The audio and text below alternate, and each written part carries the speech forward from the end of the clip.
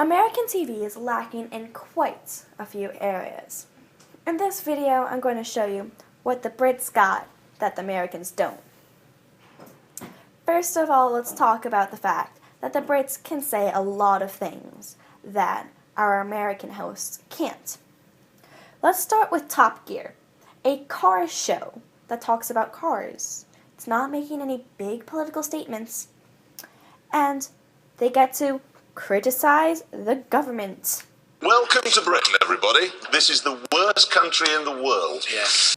And their own broadcasting network. Certainly can't afford to refill it due to the unique way the BBC is funded, which is very badly.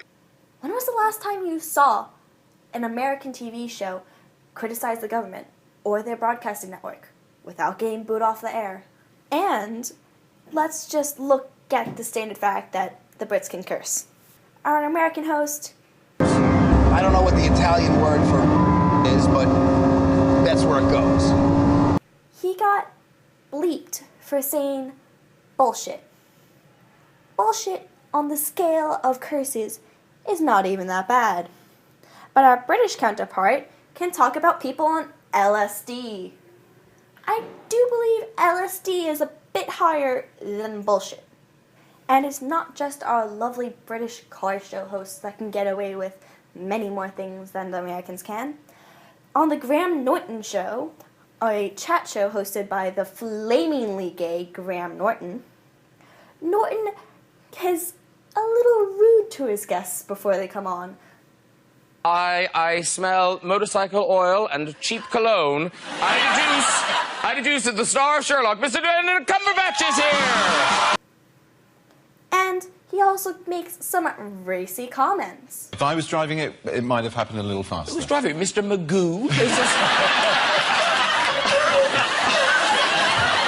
Serious? I don't feel so bad that I mispronounced your name as I pronounced it. I was like, please welcome Mini Cumberbatch. These sort of things don't happen in America because American sensibilities are just too sensitive. On top of that, British TV is just so much more engaging. Let's go back to Top Gear. Look. No prizes for guessing who's garnished it with such a thick veneer of common sense. It was, of course, the Germans. It's a car. I'm not a big fan of cars to begin with, but watching him drive around in one, talking about Germans apparently, is pretty funny. And he doesn't say anything about, like, horsepower and drift and understeer and oversteer and all those crazy things. Like... The 570 is for the horsepower, the dash 4 means it's all-wheel drive, the LP means the engine is... there.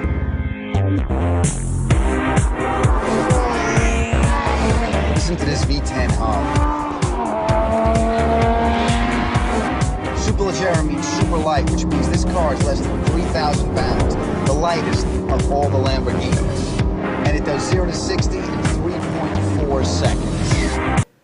An American host who babbled on about all sorts of fun technical terms that I couldn't possibly understand. Yes, the Brits know how to be engaging. If we go back to Graham, we see he likes to stay current and engaging by putting his guests on the spot with things that are currently popular, like the meme comparing the actor Benedict Cumberbatch to an otter. Benedict, very, very quickly, are people still comparing you to an otter?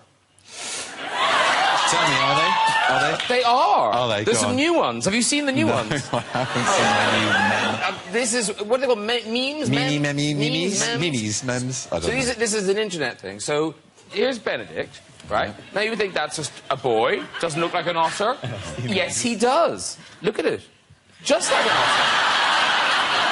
He strikes a pose, he strikes a thoughtful pose. And you've got to think, otters don't think that much, and yet they do. They do.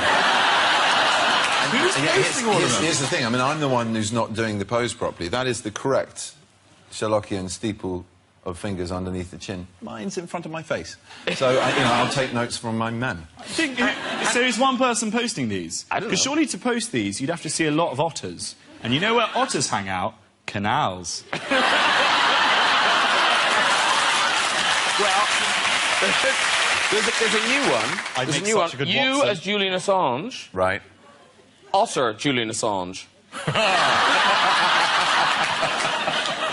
then the final one, here you are waving goodbye, and you think, otters don't have arms, how could they do that? Yes, they On the do. internet, they do. But perhaps the most telling thing is that American TV shows are getting repetitive.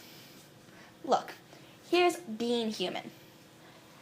Being Human is both an American TV show and a British TV show. It was in Britain first, so yeah, Americans aren't quite being original there. But that's not the point. Our three main characters, the nerdy werewolf, our lady ghost, and a vampire. Now, the characters look pretty similar, It's pretty much the same TV show, only transferred overseas and, messed with a little bit to make it make sense, That's pretty good. But here's our thing. Nerdy werewolf.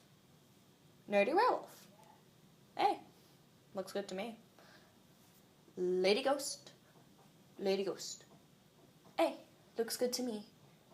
Vampire and vampire. No, they don't quite look the same. But an American vampire who is not our beautiful punk rebel rock and roll dude with his glorious hair does look a lot like this other American vampire, and this other American vamp, and this other one too. This can go on, really. But you can see that the Americans just aren't keeping up. Our delicate American sensibilities keep us from having frank hosts who can actually talk about stuff. And we can't, for some reason, get out of this weird obsession with characters being the same. No new characters, people. How are we supposed to stay interested in American TV if there's no new characters? So in conclusion, we can see that the Americans just don't got it.